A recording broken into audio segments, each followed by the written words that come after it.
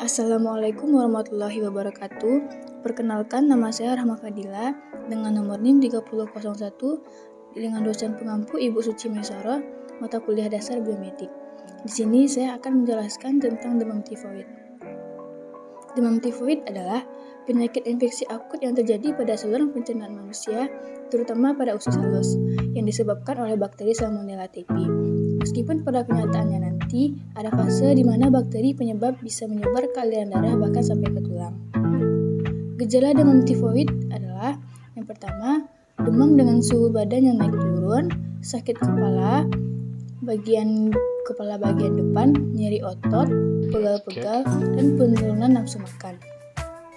Gejala pada saluran pencernaan yaitu mual dan muntah, sakit perut, konstipasi yaitu susah buang air besar dengan perut kembung itu lebih cenderung kepada orang dewasa. Menjerit diare lebih cenderung kepada anak-anak. Buang air besar berdarah. Gejala demam tifoid pada anak biasanya berupa demam yang tinggi terus-menerus selama lebih dari 7 hari.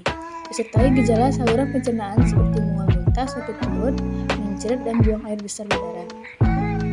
Penyebab demam tifoid adalah yang pertama, mengkonsumsi makanan dan minuman yang dijual di pinggir jalan, tidak dilindungi oleh penutup, gemar mengkonsumsi makanan setengah matang atau bahkan mentah, misalnya jenis yang dibakar atau dipanggang, dan juga makanan yang sudah melewati masa kadaluarsanya.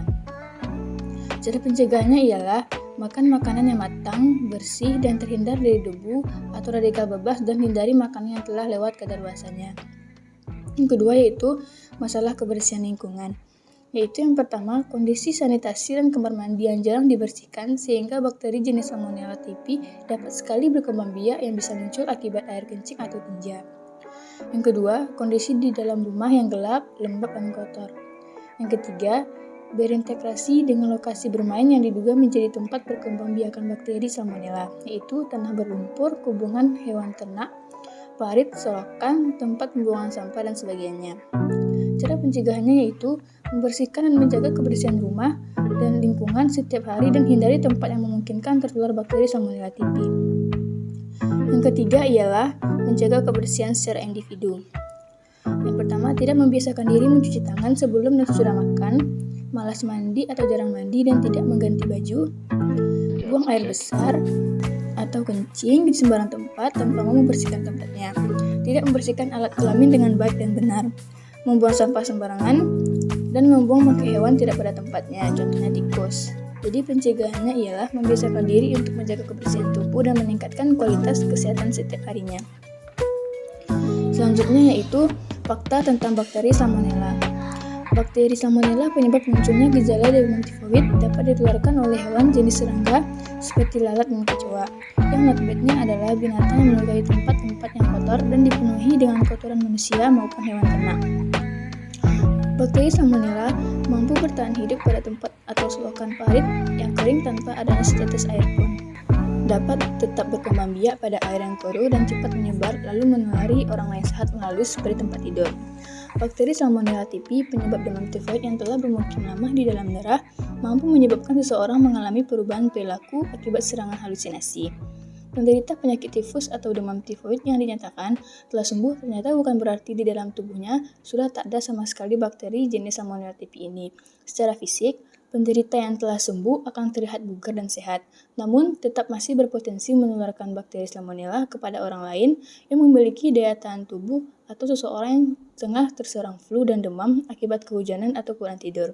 Beberapa bakteri Salmonella typhi akan bertahan hidup bertahun-tahun di dalam kantong empedu. Bakteri Salmonella bukan hanya menyebabkan demam tifoid, tetapi juga bisa menyerang dan melukai jaringan paru-paru, limpa, hati, dan otak.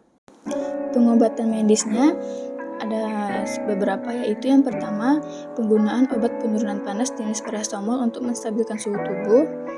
Yang kedua, cukup istirahat setidaknya 3 hari setelah terdiagnosa tubuh telah terjangkit bakteri jenis Salmonella typhi. Yang ketiga, memperbanyak konsumsi makan tinggi, protein dan kalori, tetapi menghindari untuk sementara waktu makanan yang mengandung serat. Keempat, menggunakan jenis-jenis antibiotik yang dianjurkan dokter.